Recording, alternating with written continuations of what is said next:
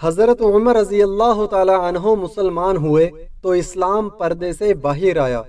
سیرت النبی صلی اللہ علیہ وسلم کی قسط نمبر 45۔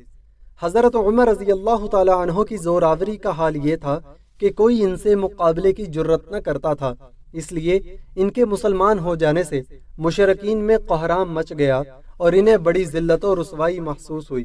دوسری طرف ان کے اسلام لانے سے مسلمانوں کو بڑی عزت و قوت، شرف و اعزاز اور مسرت و شادمانی حاصل ہوئی۔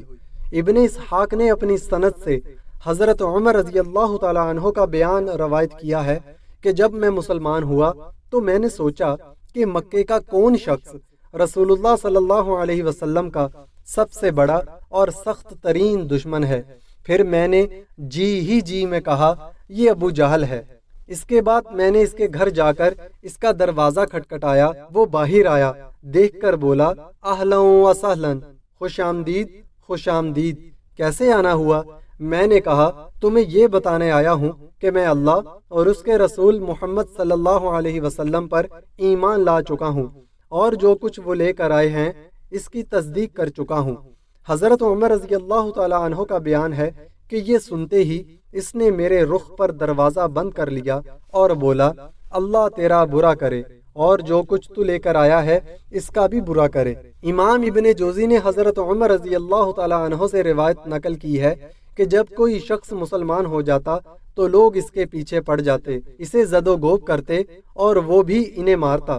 اس لیے جب میں مسلمان ہوا تو اپنے ماموں عاص بن ہاشم کے پاس گیا اور اسے خبر دی۔ وہ گھر کے اندر گھس گیا، پھر قریش کے ایک بڑے آدمی کے پاس گیا، شاید ابو جہل کی طرف اشارہ ہے، اور اسے خبر دی۔ وہ بھی گھر کے اندر گھس گیا۔ ابن حشام اور ابن جوزی کا بیان ہے کہ جب حضرت عمر رضی اللہ تعالی عنہ مسلمان ہوئے تو جمیل بن معمر جمحی کے پاس گئے۔ یہ شخص کسی بات کا ڈھول پیٹنے میں پورے قریش کے اندر سب سے زیادہ ممتاز تھا۔ حضرت عمر رضی اللہ تعالی عنہ نے اسے بتایا کہ وہ مسلمان ہو گئے ہیں۔ اس نے سنتے ہی نہایت بلند آواز سے چیخ کر کہا کہ خطاب کا بیٹا بے دین ہو گیا ہے۔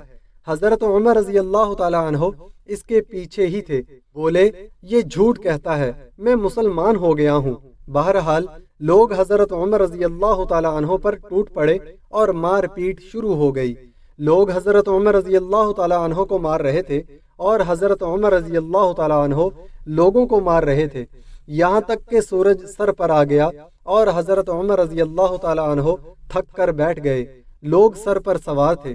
حضرت عمر رضی اللہ تعالی عنہ نے کہا جو بن پڑے کر لو، اللہ کی قسم اگر ہم لوگ 300 کی تعداد میں ہوتے تو پھر مکے میں یا تو تم ہی رہتے یا ہم ہی رہتے۔ حضرت عمر رضی اللہ تعالی عنہ کے اسلام لانے پر یہ کیفیت تو مشرکین کی ہوئی تھی، باقی رہے مسلمان تو ان کے احوال کا اندازہ اس سے ہو سکتا ہے کہ مجاہد نے ابن عباس رضی اللہ تعالی عنہ سے روایت کیا ہے کہ میں نے عمر بن خطاب رضی اللہ تعالی عنہ سے دریافت کیا کہ کس وجہ سے آپ کا لقب فاروق پڑا، تو انہوں نے کہا مجھ سے 3 دن پہلے حضرت حمزہ رضی اللہ تعالی عنہ مسلمان ہوئے۔ پھر حضرت عمر رضی اللہ تعالی عنہ نے اپنے اسلام لانے کا واقعہ بیان کر کے اخیر میں کہا پھر جب میں مسلمان ہوا تو میں نے کہا اے اللہ کے رسول صلی اللہ علیہ وسلم، کیا ہم حق پر نہیں ہیں، خواہ زندہ رہیں خواہ مریں؟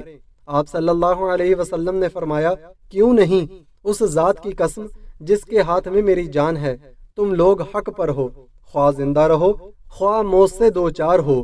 حضرت عمر رضی اللہ تعالی عنہ کہتے ہیں کہ تب میں نے کہا پھر چپنا کیسا، اس ذات کی قسم جس نے آپ صلی اللہ علیہ وسلم کو حق کے ساتھ معبوس فرمایا ہے، ہم ضرور باہر نکلیں گے۔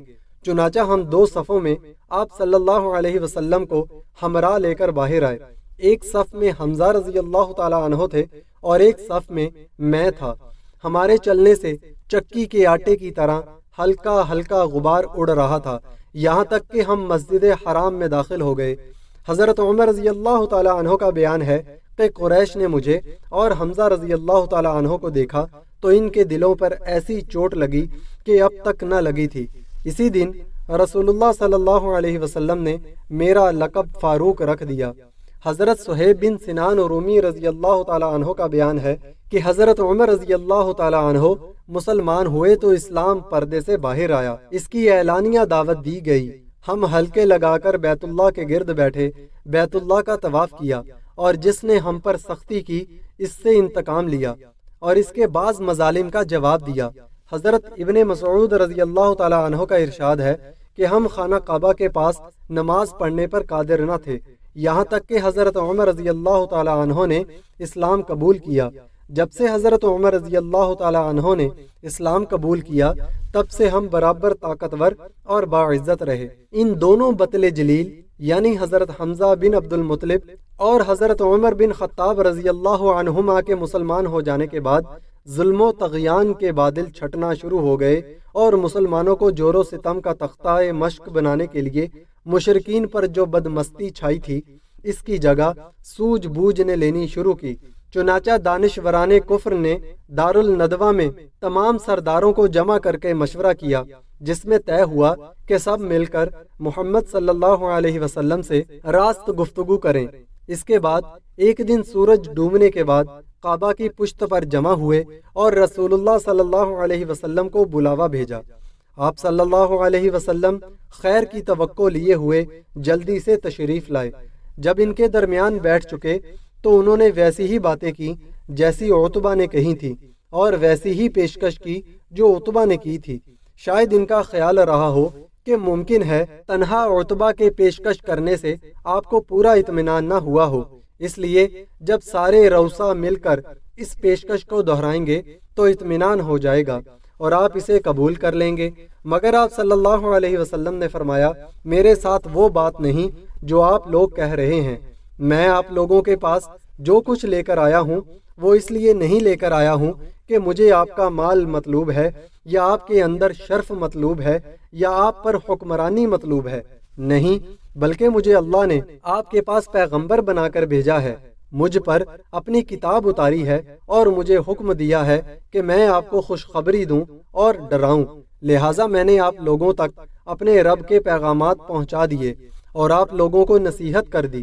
اگر آپ لوگ میری لائی ہوئی بات قبول کرتے ہیں تو یہ دنیا اور آخرت میں آپ کا نصیب ہے، اور اگر رد کرتے ہیں تو میں اللہ کے امر کا انتظار کروں گا یہاں تک کہ وہ میرے اور آپ کے درمیان فیصلہ فرما دے۔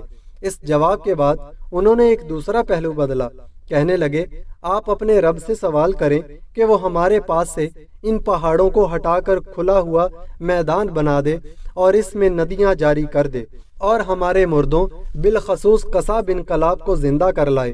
اگر وہ آپ کی تصدیق کر دیں تو ہم بھی ایمان لے آئیں گے۔ آپ صلی اللہ علیہ وسلم نے ان کی اس بات کا وہی جواب دیا۔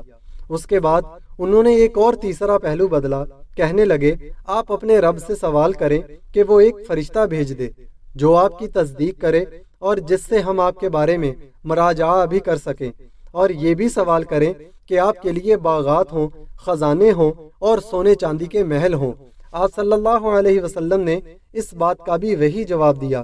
اس کے بعد انہوں نے ایک اور چوتھا پہلو بدلا، کہنے لگے، اچھا تو آپ ہم پر عذاب ہی لا دیجئے اور آسمان کا کوئی ٹکڑا ہی گرا دیجئے جیسا کہ آپ کہتے ہیں اور دھمکیاں دیتے رہتے ہیں۔ آپ صلی اللہ علیہ وسلم نے فرمایا، اس کا اختیار اللہ کو ہے، وہ چاہے تو ایسا کر سکتا ہے۔ انہوں نے کہا، کیا آپ کے رب کو معلوم نہ تھا کہ ہم آپ کے ساتھ بیٹھیں گے، آپ سے سوال و جواب کریں گے اور آپ سے مطالبے کریں گے کہ وہ سکھا دیتا، آپ ہمیں کیا جواب دیں گے؟ اور اگر ہم نے آپ کی بات نہ مانی تو وہ ہمارے ساتھ کیا کرے گا؟ پھر اخیر میں انہوں نے سخت دھمکی دی اور کہنے لگے، سن لو، جو کچھ کر چکے ہو اس کے بعد ہم تمہیں یوں ہی نہیں چھوڑیں گے، بلکہ یا تو تمہیں مٹا دیں گے یا خود مٹ جائیں گے۔ یہ سن کر رسول اللہ صلی اللہ علیہ وسلم اٹھ گئے اور اپنے گھر واپس آ گئے۔ آپ صلی اللہ علیہ وسلم کو غم و افسوس تھا کہ جو توقع آپ نے باندھ رکھی وہ پوری نہ ہوئی۔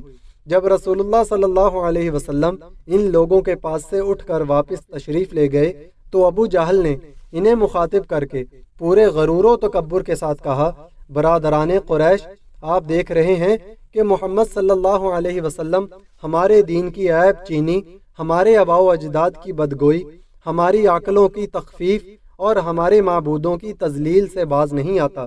اس لیے میں اللہ سے عہد کر رہا ہوں کہ ایک بہت بھاری اور بمشکل اٹھنے والا پتھر لے کر بیٹھوں گا، اور جب وہ سجدہ کرے گا تو اس پتھر سے اس کا سر کچل دوں گا۔ اب اس کے بعد چاہے آپ لوگ مجھ کو بے یار و مددگار چھوڑ دیں، چاہے میری حفاظت کریں، اور بنو عبد المناف بھی اس کے بعد جو جی چاہے کریں۔ لوگوں نے کہا، نہیں واللہ، ہم تمہیں کبھی کسی معاملے میں بے یار و مددگار نہیں چھوڑ سکتے، تم جو کرنا چاہو کر گزرو۔